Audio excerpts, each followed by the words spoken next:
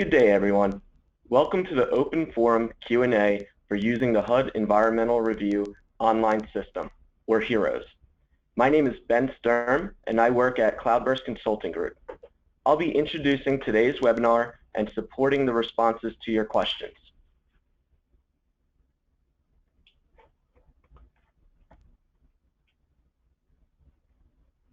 This webinar includes helpful information in accessing and using HEROS. Most of the session is an open forum for all participants to ask questions and solve HEROS-related concerns through discussion with HUD's Office of Environment and Energy.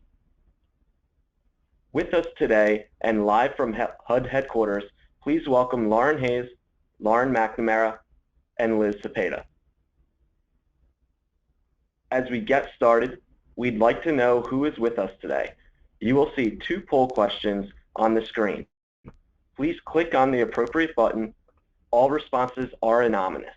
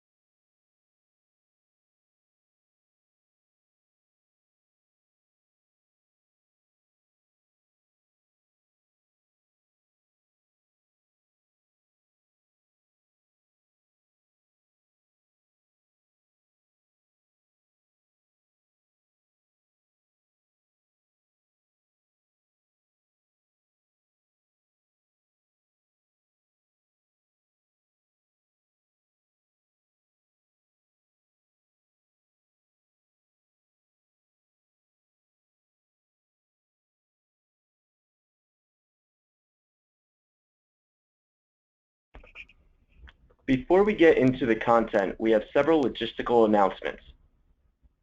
Today's webinar will last approximately 90 minutes and is being recorded.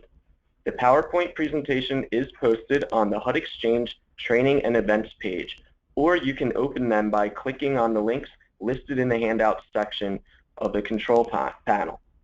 Because of the large size of the audience, all attendees will remain on mute for the duration of the webcast. There may be also a slight delay in the advancement of the slides due to the audience size. You may submit questions at any time through the question pod on the right side of your screen. Your questions are important to us. There will be a formal question and answer session at the end of the webinar. However, we may not have time to answer all of the questions during the webinar. If we do not get to your question, please submit them through the Ask a Question on the HUD Exchange address, which is listed on the screen. Please reference this presentation, HEROS Q&A webinar, in your question.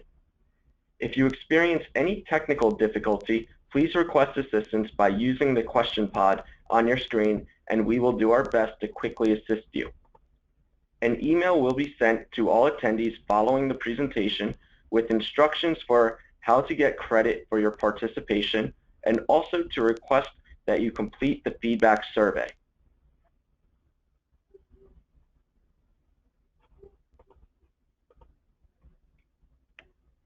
During the Q&A session, we may be sharing our own computer screens in order to demonstrate HEROS. In order to see this most clearly, you may want to click the full screen button on the upper right side of the window. This will maximize the shared screen. In order to submit a question, you will need to click the full screen button a second time to resume the normal window size. It is now time to turn over the presentation to Lauren Hayes. Thank you, Ben. Hi, everyone. So before we get started, we want to go over the objectives for the webinar. So this webinar is intended to introduce HEROS, and update HEROS users on system features, resource tools, and potential issues. We also want to give everyone an opportunity to ask specific questions about the system, so you'll have the opportunity to do that shortly. And then the agenda for today, we'll do a quick overview of HEROS and go over some tools and resources, and then we'll jump into Q&A by category. Also, a reminder, you will continue to see some poll questions throughout, so please feel free to participate in each question. Okay, overview of HEROS. I believe before we start, we'll do a quick poll question about experience with environmental reviews. You should see that on your screen.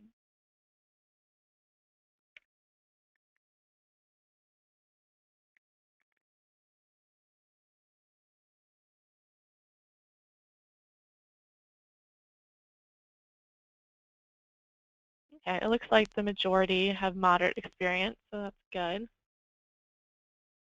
Thank you for your response on that. Okay, so as you may know, HEROS is a comprehensive online system that replaces HUD's paper-based environmental review process.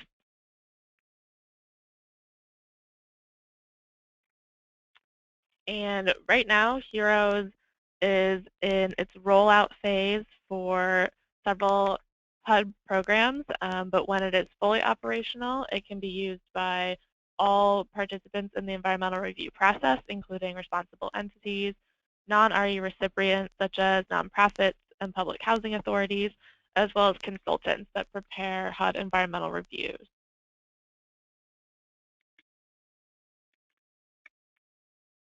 So HEROS, we like to say HEROS is a TurboTax-like system, so it walks the users through the environmental review process from the beginning, defining the project, all the way through the end of the review and finalizing. It walks the user through compliance with all related laws and authorities, and then packages everything into an electronic environmental review record that is then posted on our public-facing website. The purpose of HEROS is, through this electronic process, to streamline the environmental review process and to help document and manage environmental reviews. It also provides policy guidance and instructions along the way.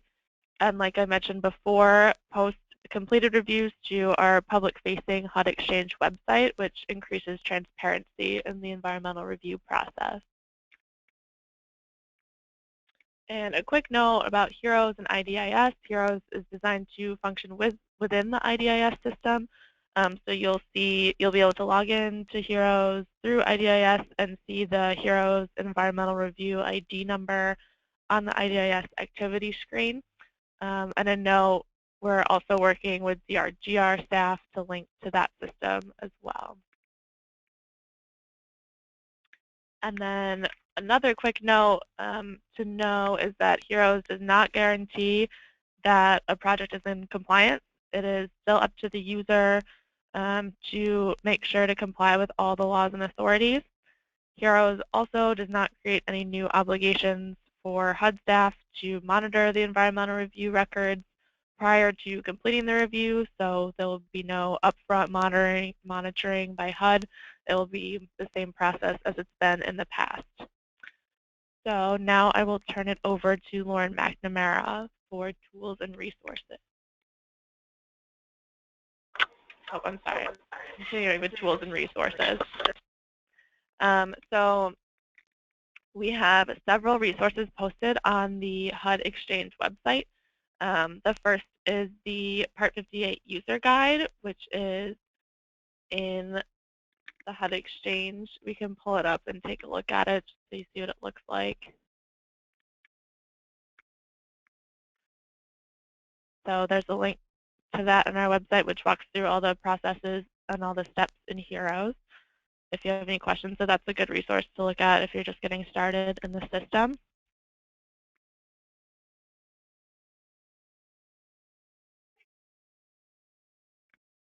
Okay, so there's the full table of contents that walks through each screen in the system. And then another resource on the HUD Exchange is the e-tutorials. So they're short, a couple-minute long videos that also walks through each step in the environmental review process, so we can take a look at that screen as well. They're also a really good resource for getting started, or if you're having any specific issues on certain screens or certain pieces of the environmental review process, it's a good place to get started. So here's a list of the videos by topic.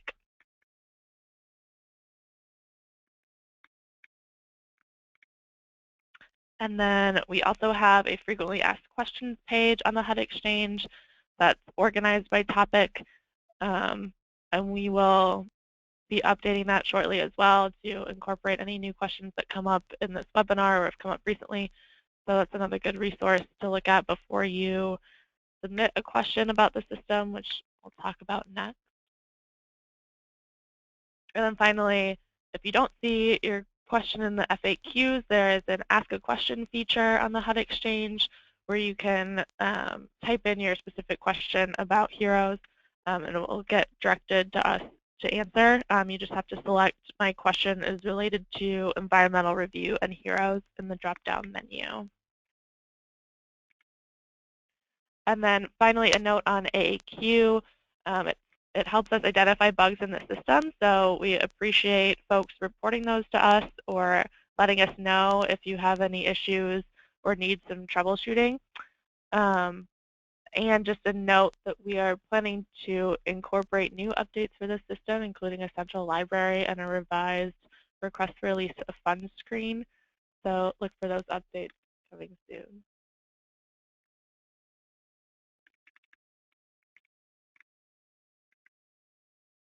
All right, so now we will start the Q&A by category.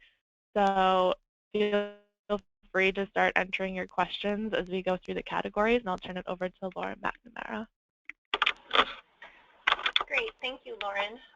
So we're going to be going through some categories for Q&A. Those categories that Liz and I will be covering are user access, starting a review, conducting analysis, tiering, completing reviews, and finally an open forum for follow-up questions or questions that were not covered during the categories. Please use the question pod to submit your questions at any time, and they will be asked during the appropriate categories. So user access.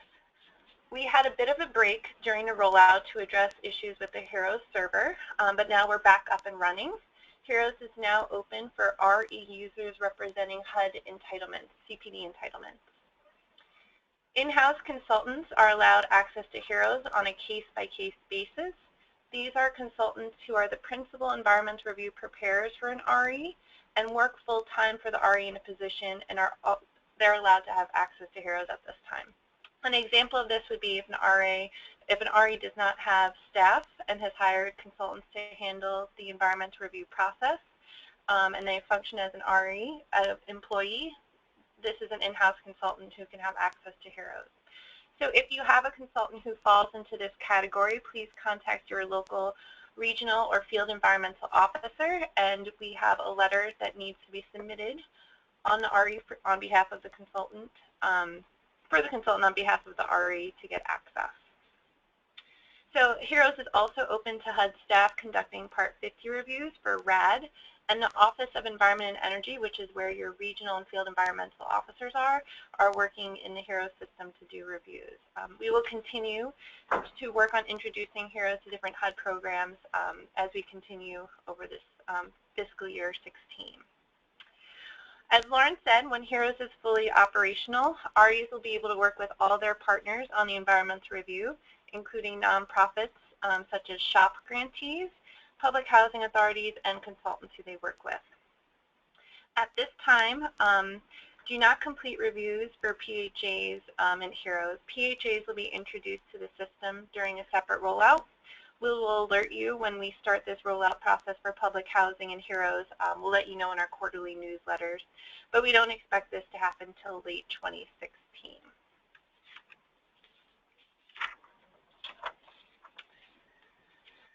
So for requesting access, most of you on this Q&A session should already have access to HEROS, but for those of you who don't, to request access to HEROS, please contact your local regional or field environmental officer, and they can help you with getting access. The registration process takes about 2 weeks to process your request. You will receive a welcome email with login information and links to HEROS training resources that Lauren walked through before.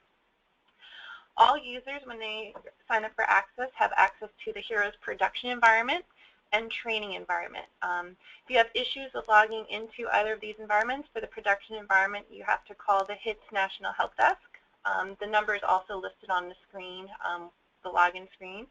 And if you have an issue with logging into the training environment, you submit a question through Ask a Question, and please be sure to include your B or C ID and a description of the error you're receiving. And we work closely with our contractor to sort these issues out.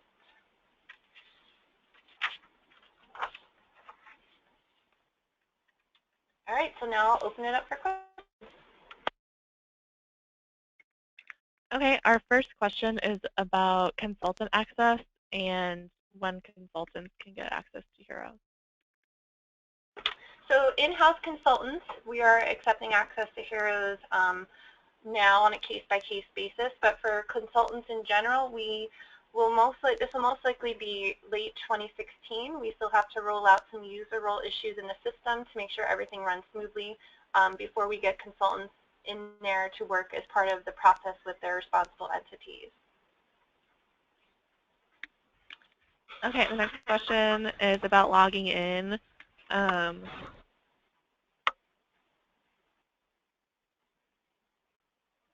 Is HEROS the same login account as IDIS? So if you have IDIS access, you have to request access to HEROS. And when you request access to HEROS, we set you up an account in HEROS. When you are in IDIS, you'll notice on the left-hand side there's a tab to jump into your user role in HEROS. So you can jump back and forth between IDIS and HEROS, but if you have an IDIS account, that does not mean you have a HEROS account. You have to register for a HEROS account. Okay, next question is using HEROS only for entitlements and not state?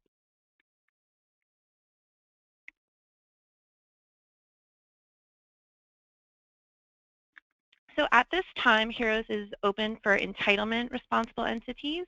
We have been working with COSCTA on a pilot for state programs who work with non-entitlement recipients, such as small local towns or local governments who only get grants every few years. So we've been working on a separate pilot with COSCTA, and we anticipate that rolling out to small non-entitlement communities will probably be hopefully late 2016.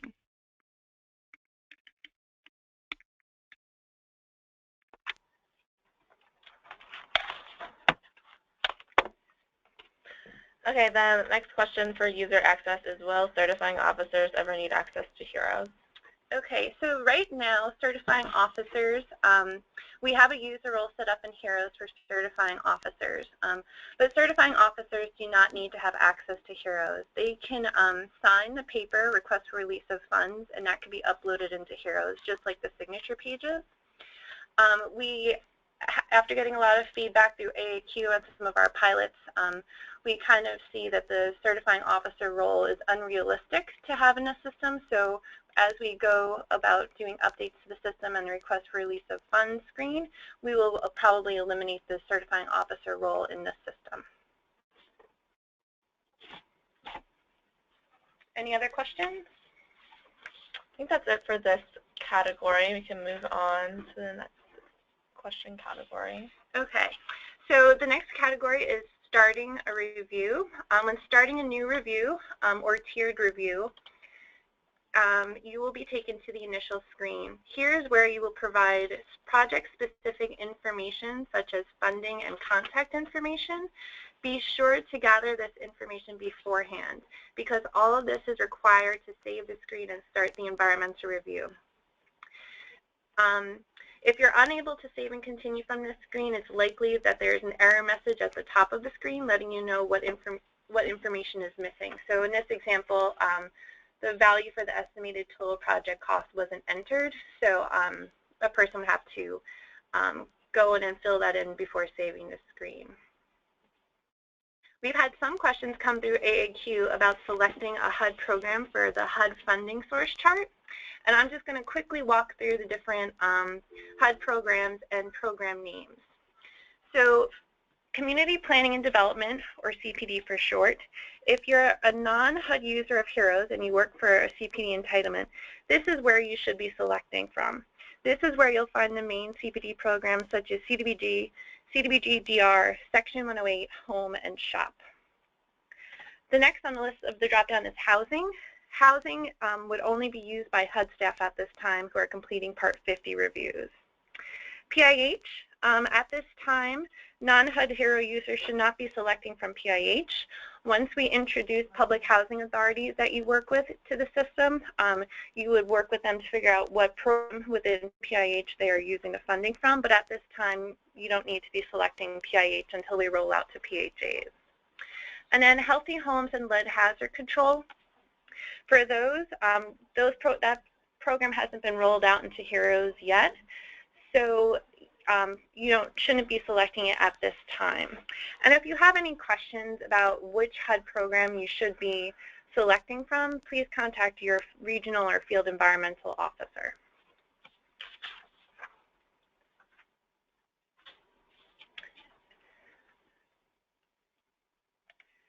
All right, so navigation. As you can see on the left-hand side of this slide, there's a side menu, and this is where you can also find the side menu in HEROS on the left-hand side of your screen. The side menu depends on your level of review and will expand as you work your way through the environmental review process. When returning to review in HEROS, you can use the side menu to get back to the section you were working on quickly. Use the blue information buttons found throughout the system for text tips. We have a lot of useful text tips throughout the system that can easily help you with a point that you might be a little confused on, or if something is confusing and you think there should be a text tip, please let us know through AIQ, and we can always add more of those to the system. Do not use your internet browser's back buttons. Be sure to use the Save and Go Back or the Save and Continue buttons throughout the system. If you are on a screen and you don't need to save anything, you can always use the side menu to move between screens. And finally, due to HUD IT system protocols, if you're inactive within the system for 20 minutes, you will be logged out of the system. So definitely use the save buttons often. And with the 20-minute logout, you will receive a warning message after 17 minutes to let you know that you would be logged out shortly. So now I'll open that up to questions.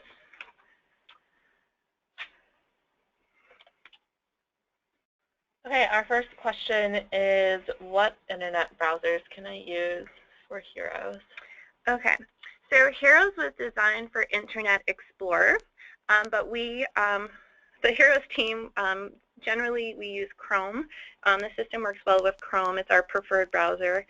It is possible to use Firefox and Safari, but we haven't fully tested it in those environments. And even if we found issues in those environments, we wouldn't be able to fix them because HEROS is designed for Internet Explorer. Next question is, I accidentally started a test review in HEROS production. What should I do? Okay, so if you accidentally started a phony review, a dummy review in the production environment, you can go ahead and cancel that review in the production environment. You can do this from the dashboard. When you do select cancel a review on the dashboard, it will ask you, why is this being canceled? Was the review canceled or withdrawn for environmental reasons? And here you would reply no, because it's more of a system thing than an environmental thing. So, and another example of why you would cancel a project for non-environmental reasons would be if a project's funding fell through, or if you had to choose different site. An example of something that might cause your review to be canceled for environmental reasons would be site contamination if it couldn't be cleaned up, or any issue with floodplains, you might have to cancel your review for environmental reasons.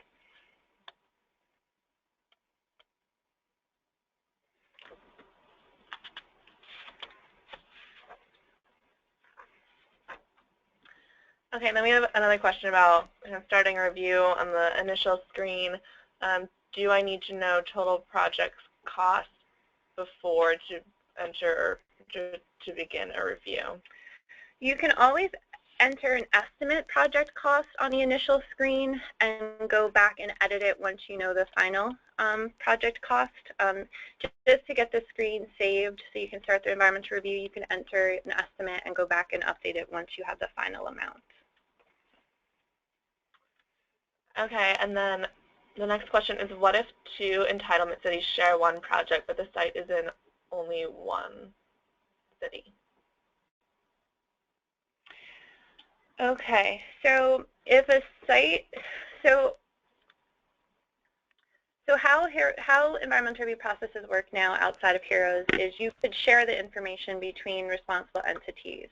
In HEROS, it's not possible to share an environmental review between two REs, but you can share the information that you've both gotten on the environmental review. When one of the responsible entities is finished the environmental review, it's posted on our website, and that information will be taken by the other responsible entity to work on it, continue working on their review. But those are you cannot share reviews between responsible entities in HEROS. And here is a screenshot of the environmental review records we have on our website. So if, for example, New Haven, Connecticut has a project, but the county that New Haven, Connecticut is also funding the same project, then you can take the information from the New Haven, Connecticut project that's on the website and reference it and pull it into your environmental review. Okay, and then we have a follow-up for the question on canceling environmental reviews. Will canceled reviews ever be deleted? Canceled reviews won't be deleted. When you go into HEROS, you, hold on, let me just get back into HEROS. I recently changed my password, hold on.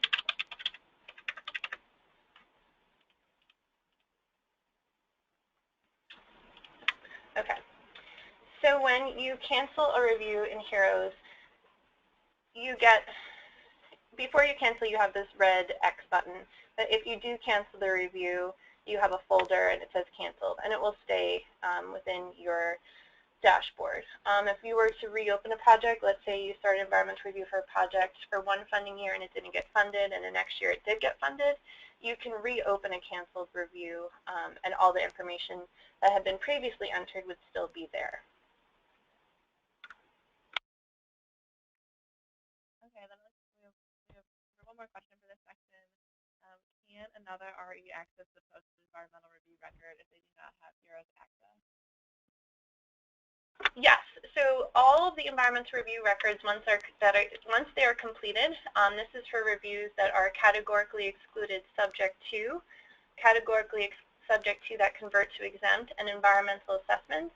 These environmental review records are on our website. So if those environmental reviews are up for public comment, they'll be there, or if they're archived, they will also be there. So the archived review, let me just pick one from Massachusetts. One that I did, I don't want to call out anyone, any environmental reviews. Which one did I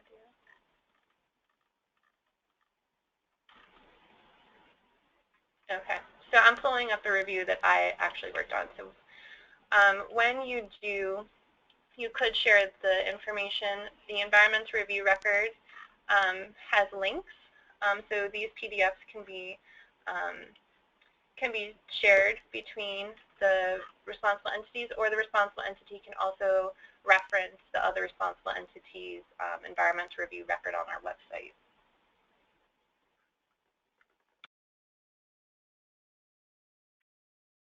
Okay, looks like that's it for this category.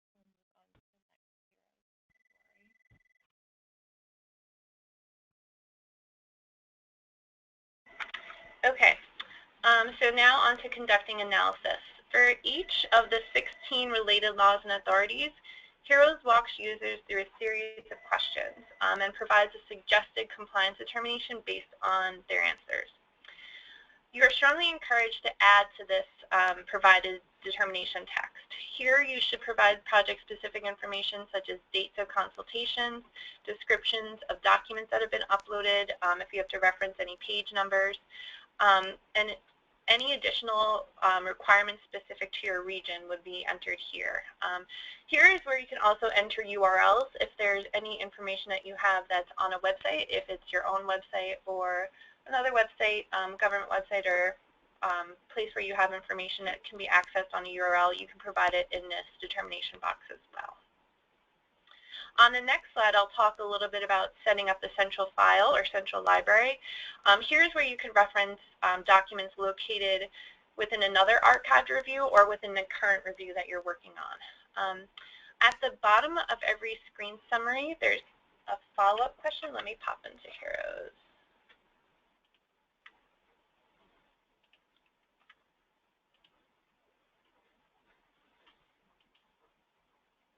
So at the bottom of every screen summary, there's a yes or no question. And this question you can't answer on the main screen. You have to answer within the screen. This question is, are any formal compliance steps or mitigation required? And this is yes or no. If you had mitigation, if mitigation was required for this specific law and authority, the answer would be yes. If not, the answer would be no. In order for a review to convert to exempt, all of these yes or no answers need to be no. So for example, on this review cannot convert to exempt because mitigation is required for contamination.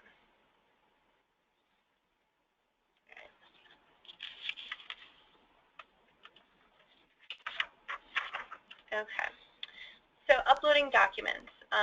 Documentation is a very important part of any review. You can upload a document such as maps or photos once per review and reference it throughout. You don't need to upload the same document in multiple places within a single review. You can upload it once and then reference the document by its name in different parts of the review, such as in a compliance determination.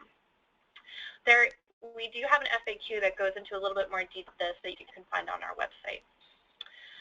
For documents that you refer to on many or all reviews, such as sole source aquifers or coastal barrier resource system units, you can refer to attachments in a previously completed review, as long as the archived review has been completed within the last year. This means that the archived review can be found on the HUD Exchange website and that the documentation is up to date. And we also have an FAQ that talks about this. And as Lauren said, based on feedback that we've received through AAQ and through other people, we are working on a central library feature to simplify uploading and referencing documents, and we're really excited about it. So hopefully that will be available in 2016. Okay. Bug alert. So a few users have run into this issue, and we've been able to troubleshoot it with our contractors pretty quickly. So be wary of long blocks of text. Entering too much text in the text box will not trigger an error message. We're working on a fix that will make it trigger an error message. So if you run into an issue where you've entered a lot of text and then down the road you are trying to re-access the screen, let's say the HP screen, and you can't seem to be able to get the system to open that screen, that's a symptom of this bug. So if that ever happens, please use AAQ, and we'll address this with our contractors as soon as possible. You know, we're able to sort this out every time it happens, but if you feel like you're responding in a text box and it's kind of longer than normal, you feel it's a lot of text going in there, or if you're typing away and you're slowly not seeing your text anymore because it's going up so much, what you can do is you can upload a Word document with the information that you would have entered into a text box. So if you're ever wary about, that seems like a lot of text for a little text box, just copy and paste it into a Word document and attach it upload it to the screen. And one other note, when you report this issue to AAQ, just reference the name of your environmental review so we can start working on it immediately. And as I said before, we have a fix. We're working on a fix so that if there is ever an issue where there's too much text in a text box, there would be an error message pop up. That's how it should work, to let you know that there is too much text in a text box. So we're working on that. But we will continue to troubleshoot any of these issues through AAQ as they come up.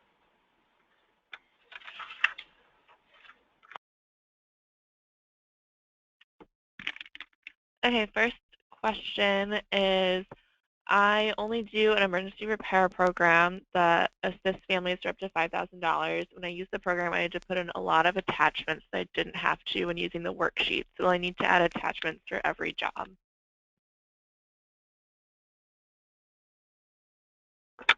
It depends if the attachments are the same for everyone or if they're different. So if they're the same general compliance areas, then you can upload them to one environmental review and then reference that review and those documents in the subsequent reviews that you do. I'd also make sure you're keeping aware of which documents are required and which are places where the system allows you to upload but isn't necessarily requiring you to upload. So if a document is required, the system will usually say something like, you know, upload this map at the bottom of this screen. It'll usually show up in red. As opposed to a lot of places, there's an option to upload, but there isn't necessarily text or a statement saying that you should or have to upload something there. So, you know, make sure you're not just putting something in every upload, even though the system isn't telling you to. It's just allowing you to. Thank you, Liz. Okay, then the next question is there a limited amount of attachments and a limited file size to documents being uploaded? All right, let me pull up our FAQ. We have an FAQ on that. Okay. Oh, the character list. Okay. So here are the different types of file types. We also, in our user guide, have information about the number of megabytes. I believe it's 50. It's 50 gigabytes or megabytes? Let me pull it up in our user guide. We definitely have that written down somewhere. We have not ever run into an issue of a document not being able to upload, and we have tested this very thoroughly for phase 1s and phase 2s and everything that could possibly be attached to an environmental review. You know, we know these files are large. We know these. We know that there are. You know, we know that these are not going to be small files. So we have tested it. And okay, here it is. So 50 megabytes per document is the limit, but we know. We have been able to upload larger than that. So if you're trying to upload something and there's an issue, definitely let us know using AAQ, and we'll figure out what the issue is. But 50 megabytes, we've never run into the issue, and we've uploaded larger than 50 megabytes, and we have uploaded phase 1s multiple times to single reviews to make sure it could handle the stress of uploaded document size. All right. Hopefully that answered that. Okay, the next question is, when you say reference the document and the review, do you mean by project name, number, or document name? We mean by project name. So this would be how a person who is in the public would see the review. So if I worked for Boston and I put all of my source documentation into the 4 Beechwood Street, if I was referencing that information for 349 Park or 620 West Park, I would say found in the 4 Beechwood Street. So you would just reference the project name because that's the easiest to find on the website.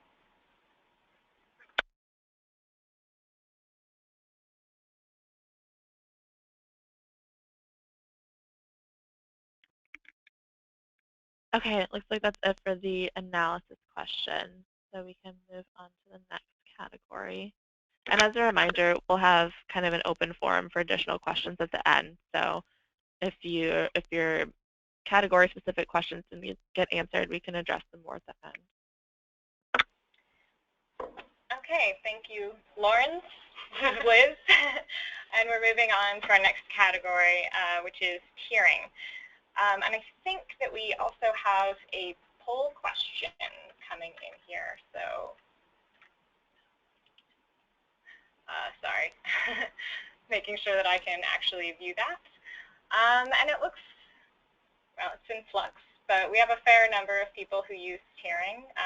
About half of you use it from time to time. And then the other half are kind of split between never using it and often using it. So, okay, we've got some experience. For those of you who are not familiar with tiering, tiering is an alternative procedure for completing environmental review records. Tiered reviews are conducted in 2 stages. First, there's one broad level review. So before the sites are known, when you just have an idea of what kinds of activities are going to be done, but not necessarily where they are, then you do this broad level tier 1 review, which looks at the big picture, considers the laws and authorities that can be considered at that point, and then develops a plan for addressing specific sites with any laws or authorities that can't be dealt with at the broad level. Then there are many site-specific reviews. So as sites are identified, you would conduct a site-specific or tier 2 review, which would look at any remaining environmental concerns that weren't addressed in the broad level. So we have this umbrella represent the broad umbrella tier 1 review with all the smaller site-specific reviews under it.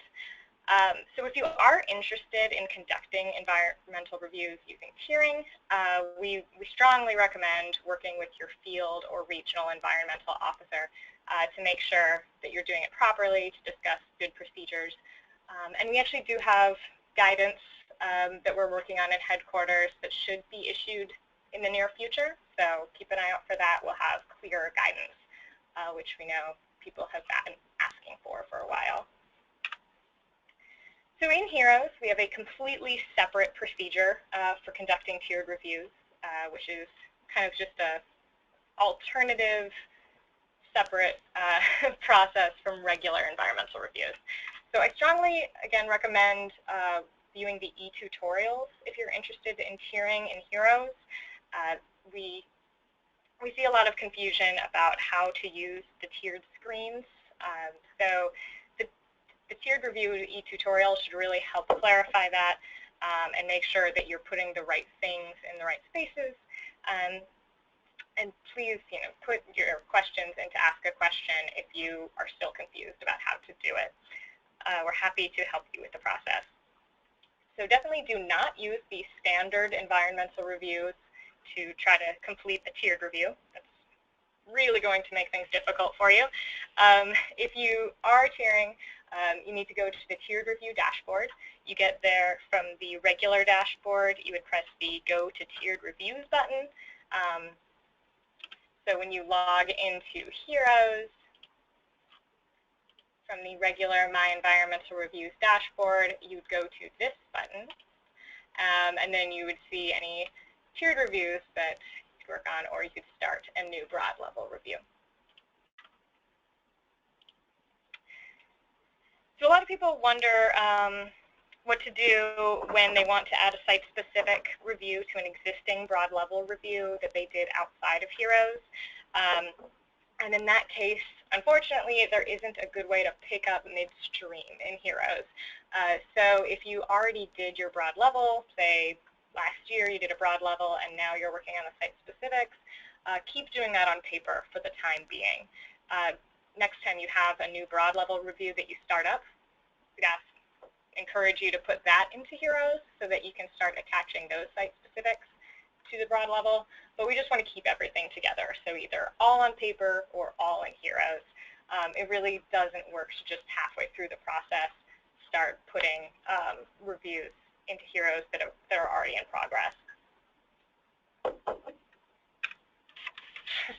Here's our second bug alert. It is a new system. Sorry, we're still working out some of these kinks. This one is kind of tiering related. We do want you to be aware of it. It's rare, but every once in a while, someone will start a regular review, and somehow, somewhere along the way, it becomes tiered. We don't know what causes this, and part of that is because it is really rare. So hopefully it won't happen to you, but we do have a way for you to keep an eye out for this. So at the very top of the screen, when you're working on an environmental review, it will say either tiered or non-tiered. So if you're in HEROS, you're back in the standard non-tiered section, you start a new environmental review. Up here, where it says whether you're Part 50, Part 58, or both, it will also say non-tiered. So try to keep an eye out for that. Again, on this screen, I'm still good. It says that I'm non-tiered. If things start seeming weird, you might look up to here and see if it's changed to tiered. And if you do come across this issue, please, please, please report it through Ask a Question. So we can help you, and also we can study this issue and figure out what's causing it, because right now we don't really know, so we can't fix it. So we love more data points on that. Apologize for the inconvenience there, but keep an eye out. Now ready to move on to questions you have on tiering. Okay, just to reiterate, we had a lot of questions about if you finish a Tier 1 outside of the system, should you add site-specific reviews in HEROS? And the answer is no, you should complete those outside the system, just to clarify, because we had a lot of people asking that. The second question is we had a request to go back into the system to show where to find tiered reviews. I think we went through that kind of quick, and some folks screened and switch in time. So just clarify. Okay, so here I am back at the My Environmental Reviews dashboard. This is the first screen you'll see when you log into HEROS. You should be familiar with it if you've ever used HEROS before. So from here, for example, if I was doing a regular environmental review, I would press Start a New Environmental Review here. If I wanted to start a tiered review, I would go to this Go to Tiered Reviews button. From there, I will go to the My Tiered Reviews dashboard. So you can see here I have two broad level tiered reviews that are in progress. Name and project. These are very creatively named tiered reviews. So from each of these, I'm going to call out one of our regional environmental officers and see what he has in here, I guess. You'll see these are each broad level reviews, and then you can edit these, view the authority to use grant funds, or go directly to the site-specific reviews screen. So for this, if you were doing site specifics, attaching them to your existing broad level review, you can just add these and add as many as you want to attach to each of your broad level reviews. From here, you have the same menu at the top of the screen that you do for regular non-tiered reviews. But on your side menu, you'll see, it's completely different because tiered reviews go through a different process.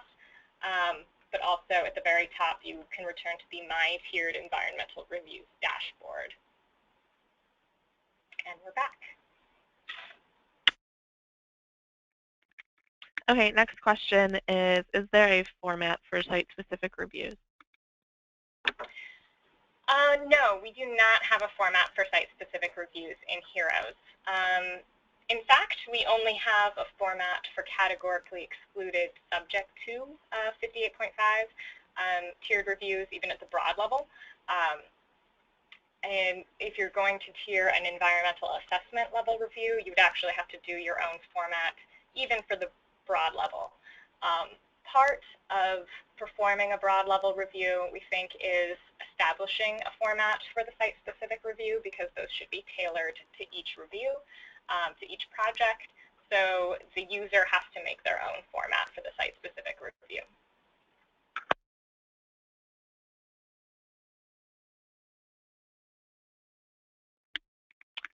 Okay, and then this will probably be the last tiering question. It looks like, does tiering walk through the analysis for each law and authority, or does it vary? Well, again, for an environmental assessment level review, the user is completely on their own to create the format and do everything. For categorically excluded reviews, we don't walk you through the analysis, but we do have a bit more of a format to guide the user's thinking. So sorry, we failed to make a demo review for tiering. But as you go through a broad level review, it'll look initially very similar to a non-tiered review. The level of review determination is a little different. Then you have your project summary is very similar, but a little. Again, notice that you'll see tiered is in the top of the screen in the name of each screen.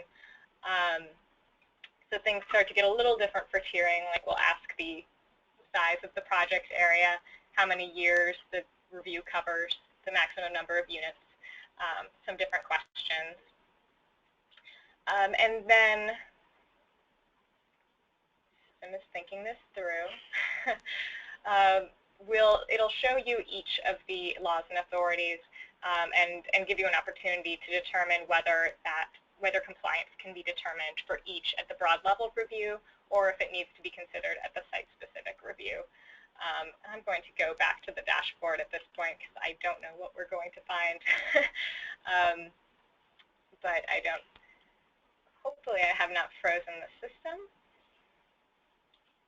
Should be fine. I might have put it through a little too much just now. But it'll help you go through the analysis, but not kind of take that TurboTax hand-holding approach that you'll see in the standard non-tiered environmental reviews.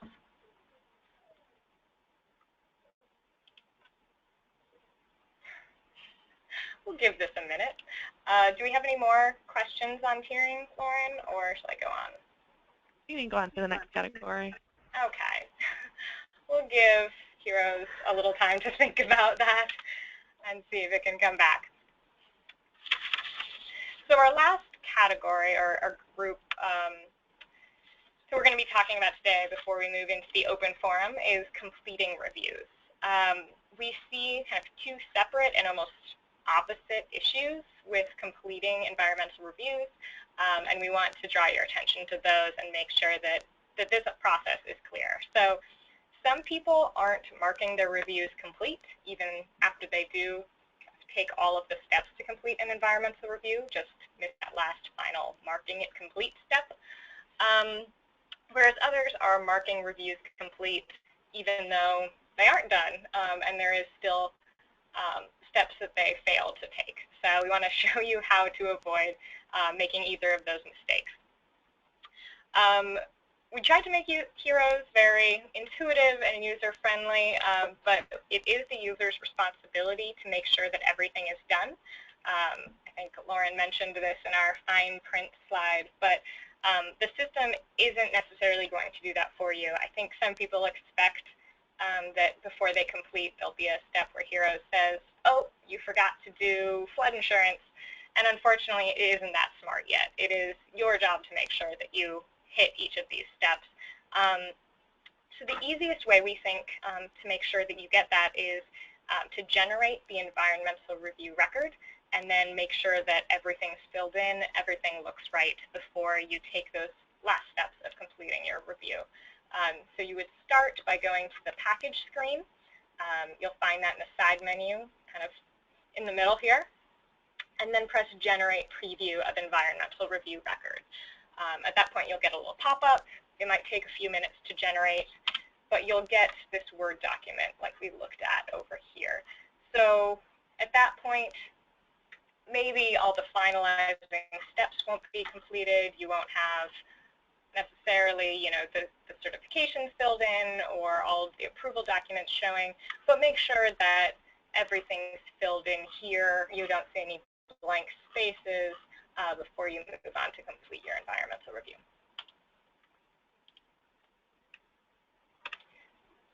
And here I have slides showing that again. So for those who haven't seen it, again, this is the environmental review record. It's okay to have blank spaces here and there. For example, if you don't have a grant recipient that's different from the responsible entity, or if you don't have a consultant, these are going to be blank. That's fine. But you do want to have, most of this body of things filled in. And for those of you who aren't familiar, again, your attachments are going to show up as links here. So you want to make sure that those are showing up. And before you mark everything complete, you are going to want to make sure that these final steps are filled in. So you'll want to see a date for the 7015-15 and 7015-16, so you can see that it's done there. Here we have our approval documents. That shows that everything is fully ready to go and the environmental review is ready to be marked complete. And here's that statutory checklist, all the laws and authorities. Again, you want to make sure that there aren't any blank spaces here. At this point, we just have the summary, just the compliance determinations. But then when you move down to the end of the environmental review record, you'll have Appendix A, which will walk through every answer you provided for each of these laws and authorities, as well as all of the documents that were uploaded. So this is the document that's posted on our public-facing website during the public comment period, and also for 1 to 5 years after the review is completed. Just for your comfort, it does stay in HEROS indefinitely. It's only available to the public for this set period of time, but you should be able to continue accessing it in HEROS for a while.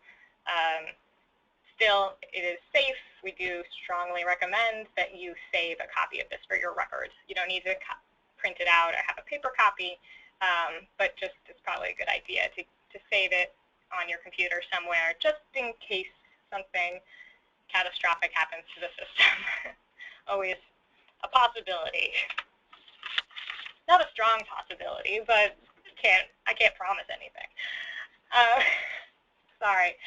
So, if you're completing exempt or categorically excluded, not subject to 58.5, 58.6, or 58.5, this is the screen you'll use to finalize those reviews. So you'll automatically be routed here after you complete all of your required analysis. This is kind of a big screen, so that's why we have the save and exit button. We realize you may not be able to complete all of this in one sitting, but just follow the steps through this screen. So first, you're going to generate a Word document. It's very similar to the environmental review record by pressing print signature page. Once you've printed that, had all the required parties sign it, then you would scan that, upload it, and it'll show up here. Once you have that uploaded, you'll be able to complete steps 2 and 3. Which is to select a date that the environmental review record was signed and generate that final environmental review record for your records. At that point, very important that you press the Save and Finish button. The Save and Finish button is what marks your review complete. So once you press that, that's the status that will show up. For any HUD staff that are on the line, this process is slightly different for Part 50 reviews. So we recommend that you watch the e-tutorial to get through those steps. This is specific to Part 58. So to complete CESP, categorically excluded subject to, and environmental assessment reviews, it's a little different. You have to work a little bit harder to get to this screen. We recommend using the side menu. It's down way at the bottom at the complete and archived screen. But once you get to the screen, it's very easy. You just press these 2 buttons. Press Archive, then press Finish, and your review will be marked complete. Make sure that you don't do this until everything else is done, including your 7015-15, the request for release of funds, and the 7015-16, the authority to use grant funds, unless, of course, your review converted to exempt. And we'd also ask that you repeat step 1 if any changes are made. So if you reevaluate your review, if you update your mitigation as you complete it, please come back and press that archive button again to update the archived version on our website so it reflects your latest version. Any questions about completing reviews? Okay, we've had several questions about completing the AUGF and HEROS and if the RE can upload a paper copy. Of the AUGF? Okay. Yes, the RE can upload a paper copy of the RROF, the 701515. This is, let's see if we can get it back going. Oh, you're going to put in your password again. Sorry about that.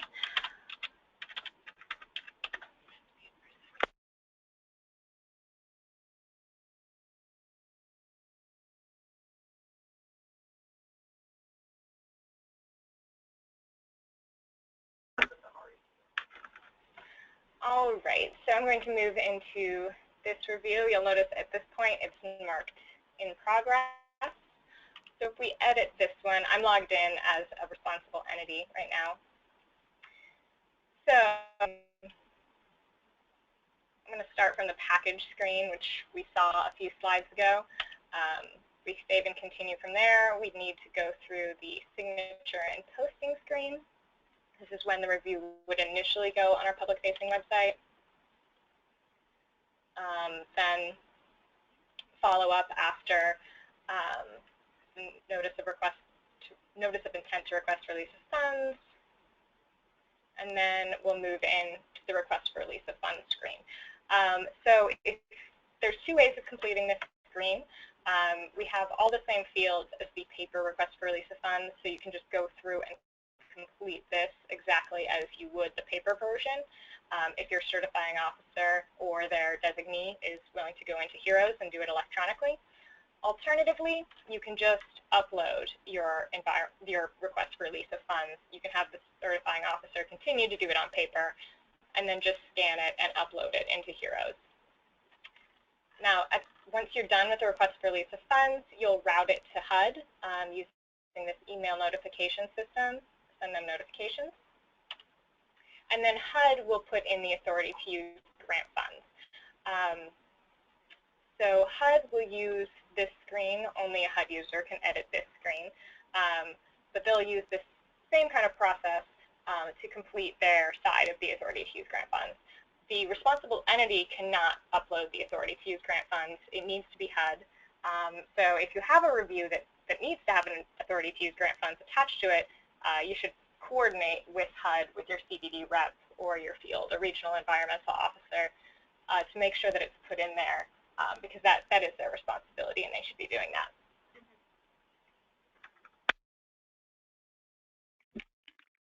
Okay, the next question is, if reviews are completed and archived in HEROS, should we retain a hard copy as well?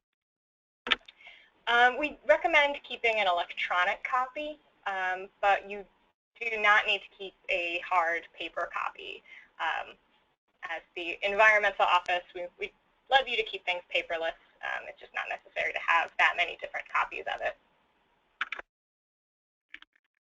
Okay, next question is there an option to complete and archive Tier 2 reviews as well? Let's see. So for Tier 2 reviews, you would attach those to your existing Tier 1 review.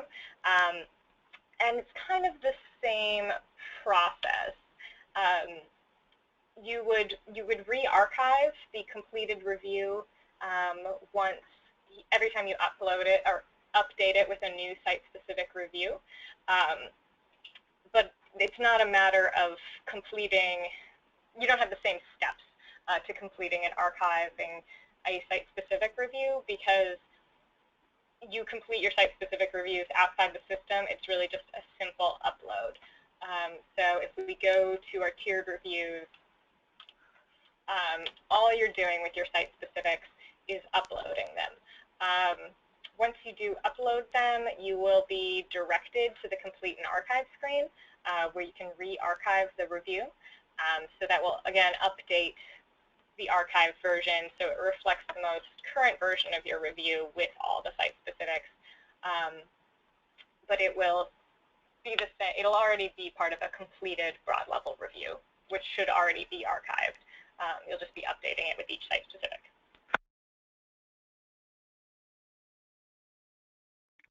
Okay, the next question is, how do we make amendments to a review? You can continue to edit your reviews in HEROS once they're done. They don't get locked down. So if I'm going to mark this review complete just so we see how that works.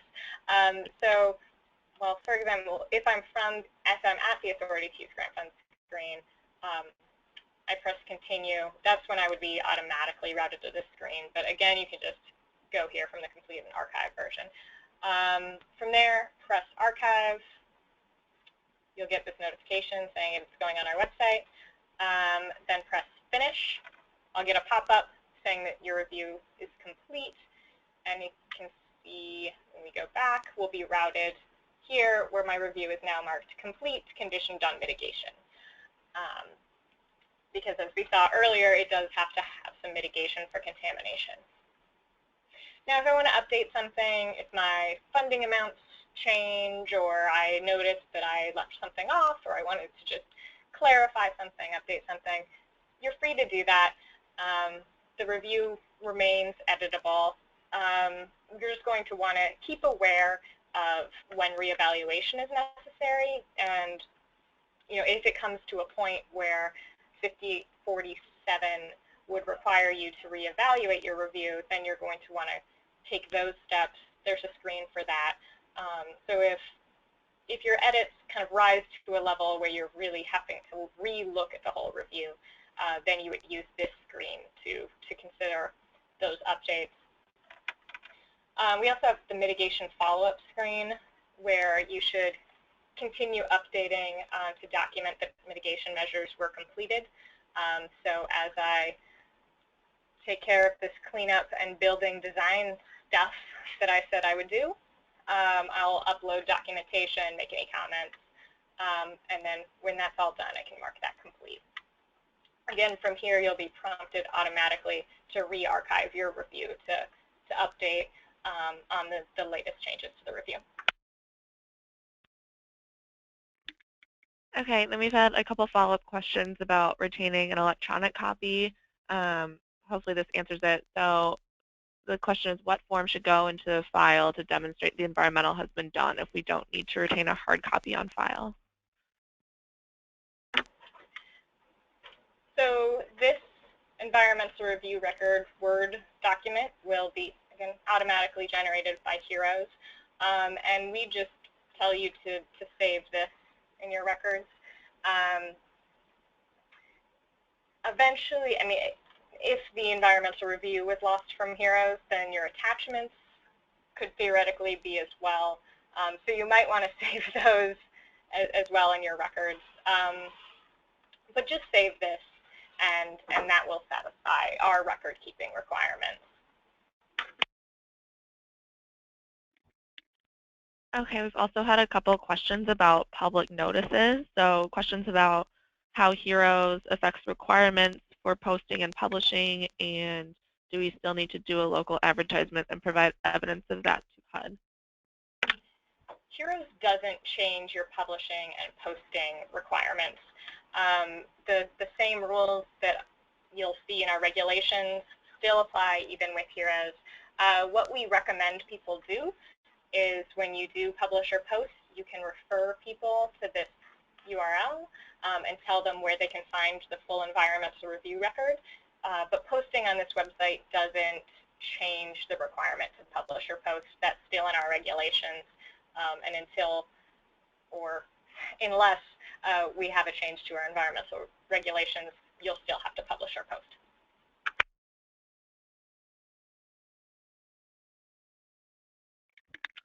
Okay, then we've also had a couple of questions about kind of electronic signatures. So how does the CPD field office know when the ROF has been submitted, and how will I know when the AUGF has been signed by HUD? That works through our email notification system. So when you complete your request for release of funds, you'll put in the email address of whoever you submit your request for release of funds to. This varies by field office, but this could be your CBD rep, your field environmental officer. Follow the same procedures you've been following up to this point.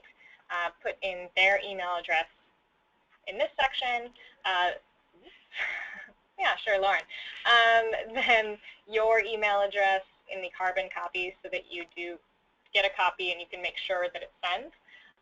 If you press send notifications, you will, within 5 minutes, you should get an automated email. This will say there's a request for release of funds that's ready for your review.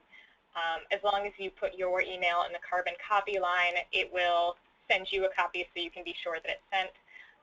We do recommend, just to be safe, that you follow up with a phone call or an email or however you usually communicate with your head office to make sure that they got your notification, just out of an abundance of caution. But that should come through the system. And then likewise, you'll get the same thing from HUD. They have the exact same email system on the Authority to Use Grant Funds screen that you have on your request for release of funds screen. So when they're done, they'll put in your email address in this box and send you a notification, and you'll get a very similar system-generated email saying that there's authority to use grant funds for your review.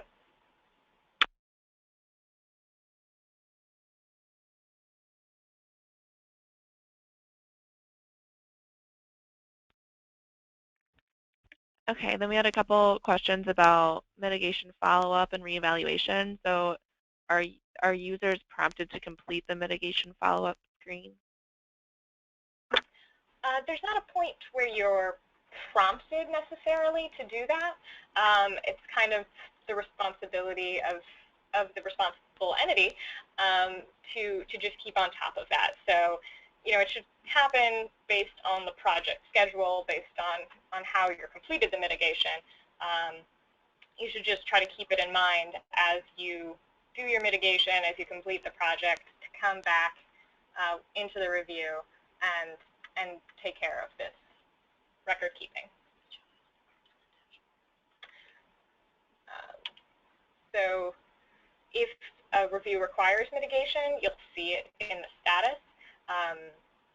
So this review is just marked completed because no mitigation was required for that one, or mitigation has been completed for it. But you'll see the ones that do require mitigation, that shows in the status line, so you can keep on top of it. Okay, then there's a question about reevaluation screen. So if the project increases in unit size, for instance, 100 units to 102, can we use the reevaluation screen to update the project if the change is not significant? If the change is not significant, then no, you don't need to do reevaluation in every case. It's based on how significant the change is. I can't give you numbers right now.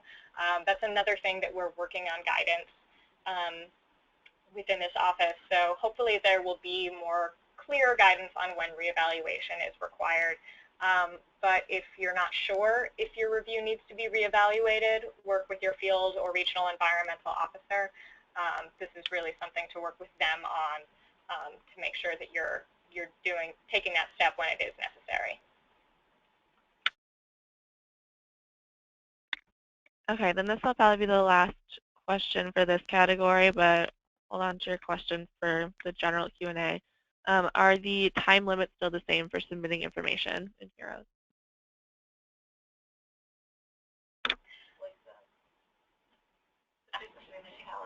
Oh, sorry, we're just looking for clarity a little bit on that one, but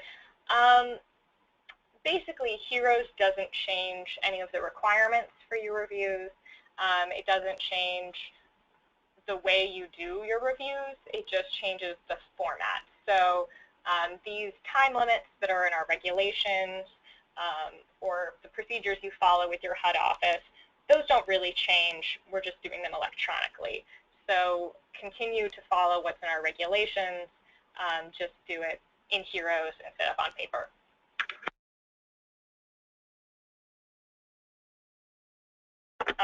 So if there's nothing, move on to our final slide. Anything, I'll open it up. Okay, we just had a question about testing. If we enter a review in the test environment, can we move it to the real HEROS version later, or will we need to re-enter it? You would have to re-enter that. There's no way of transferring from one to the other. So we use the training environment to conduct training a lot, but I tend to not think that it's super necessary to actually use it to practice. Certainly feel free to do so if that appeals to you, if you want to test it out before you do a real review. But generally, I think that it's safe for HEROS users to just dive in with a real review and start working in the production environment, because we can't always help if you run into any problems, but it should be fairly intuitive and should walk you through it. Okay, next question is on the confidential screen. So for those sites, who sees and who does not see the location information, and should we use this feature for something like single-family rehab?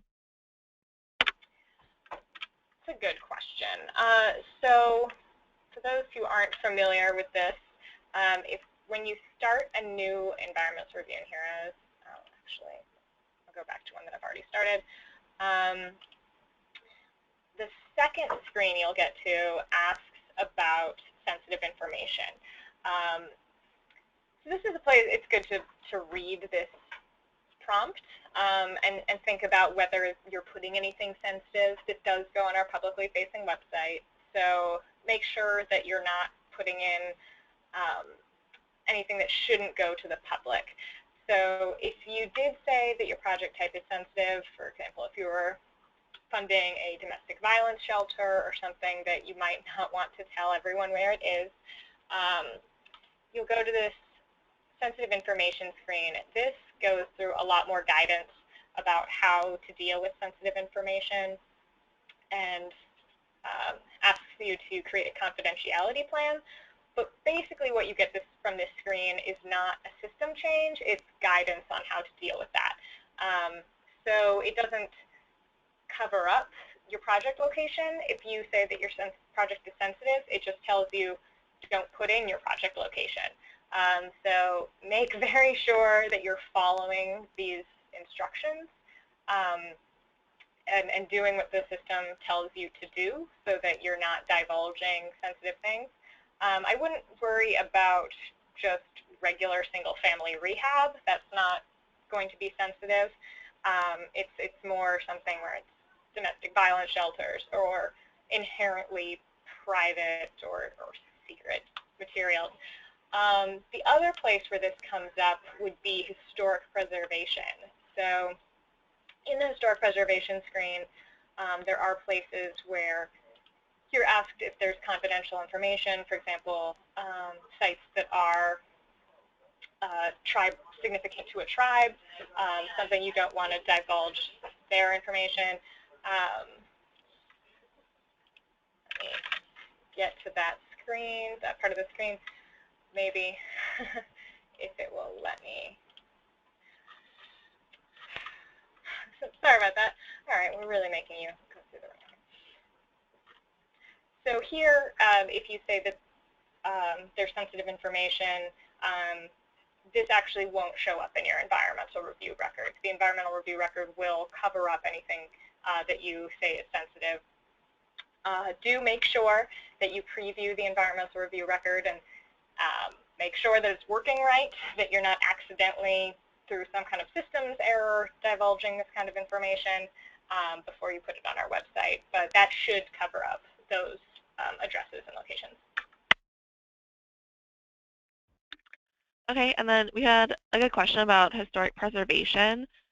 Will the system automatically generate a notification for tribes or presumably also CHIPOs indicated, or do REs need to continue to do this manually?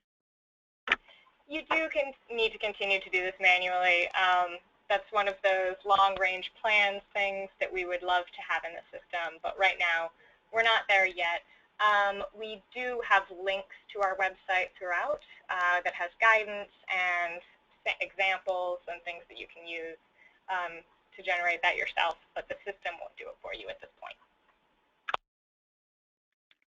Okay, next we had a couple of follow-up questions about in-house contractors. Can we get a clear definition of what it means for in-house and the process for getting those people signed up for HEROS? Okay, so an in-house consultant is a person who has a desk in your office, and they sit there and they have a responsible entity email address. So they are basically functioning as full-time staff person for an office to do environmental reviews. If you have any questions, please contact your field environmental officer or regional environmental officer, or they'll probably loop us in and we'll talk to them about that. This is someone who functions as an employee of the responsible entity and not as a consultant.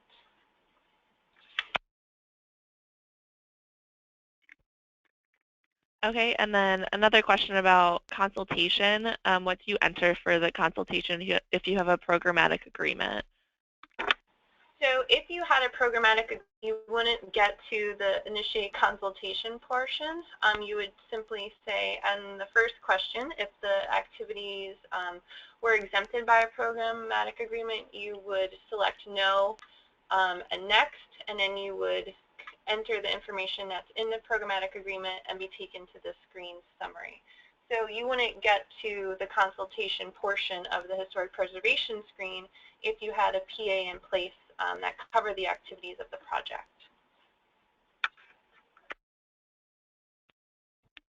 Okay, and then I know everyone has been asking about this. I promise I'm not ignoring you. We're saving it till the end, but when will HEROS become mandatory for all users? We estimate that HEROS will hopefully be mandatory in 2017. We know that seems far off, but we need to make sure that all of the user roles and partners who are involved in the environmental review process are in the system, that the system is functioning as it should, that everyone's comfortable with the system, that all HUD programs that need to be in the system are in the system prior to making it mandatory. So we are saying 2017, and this is the time to give us feedback. If something's not working, please use AAQ. If you have suggestions, if you have complaints, please use AAQ to let us know. We're looking at this as an extended pilot period to iron out any issues that we have. So this is the time to give us your feedback. And even though HEROS isn't mandatory, using it now helps us make a better system for when it is mandatory. We wish we could give you a firmer answer on that, probably even more than you do. Some of this is dependent on when we get funding to put in the changes we need. We're not going to make you use a mandatory system that doesn't work, and we can't make promises about when we can make every function work properly. So hopefully we can get those things, everything, into a well-oiled machine very soon. Yeah, hopefully.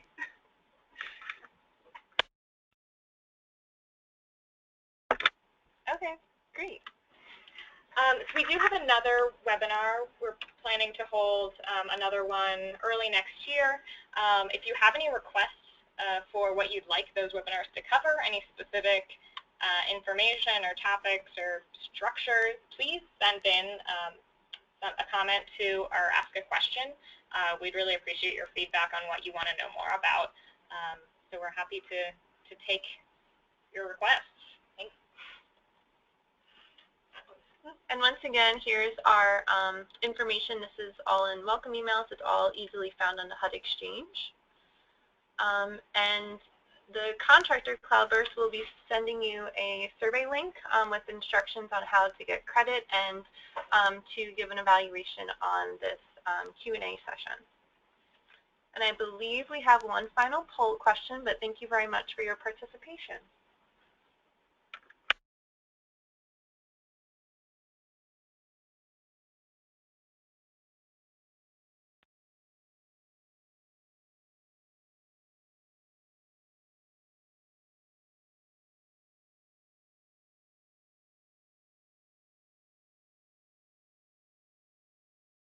Okay, great. Thank you. Ben, do you have any final words for everyone? Okay, great. Thank you very much, everyone.